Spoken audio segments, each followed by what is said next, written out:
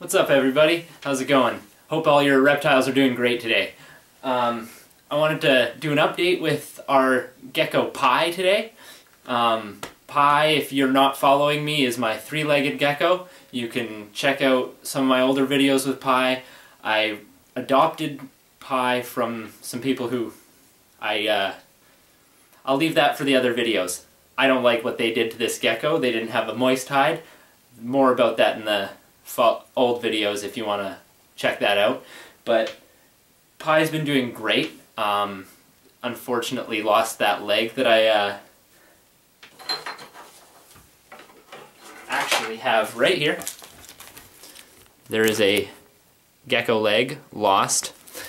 Very unfortunate, but despite all that, Pi is doing fantastically. I'll actually get Pi out real quick here and show you. So this is Pi. I really love Pi's pattern. I'm not 100% sure if it's a boy or girl just yet, but we're gonna find out. But it's really turning into a really good looking gecko. Special little guy in my personal opinion. It's got a bit of a carroting going on the tail slightly, and just nice banding on its body. And as you can see, doesn't really have too much trouble walking around with that leg.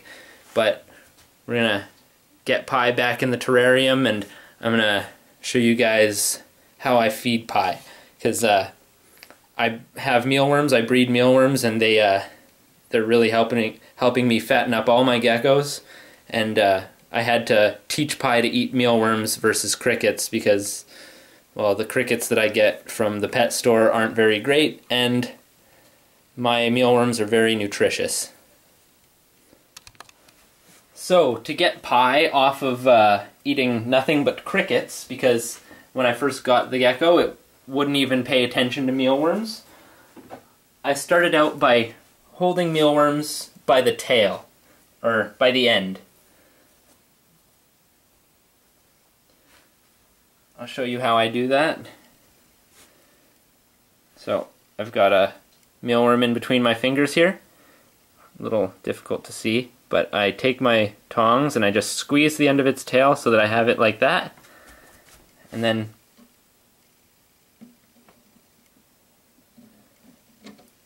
Pi goes for it. And progressively as I did this, Pi got more and more used to seeing mealworms. So I kept on feeding with the tongs specifically. But I got closer and closer to the ground. And then I started dropping them on the ground, and Pi started picking them up. This was all gradual. It took me about a week to do that step, just switching in between holding it with the tongs in front of him to being able to drop them on the ground.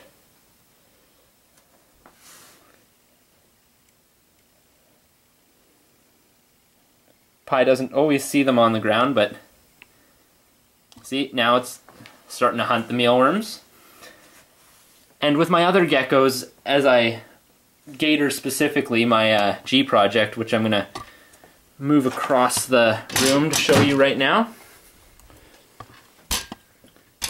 Gator did the exact same thing. I had to teach Gator to eat mealworms. But eventually, I led Gator over to a mealworm dish right here, and was holding the mealworms above the dish with a full dish of mealworms moving around, and then within a few days of the same process that I went through with Pi, Gator began to go for the mealworms straight from the dish. And now he's putting on weight, getting nice and big, doing fantastic. Now he's one of my breeders, and I'm really future breeders. I'm really excited for what I get to do with a Gator in the future. He's a G project, and I'm very excited about him.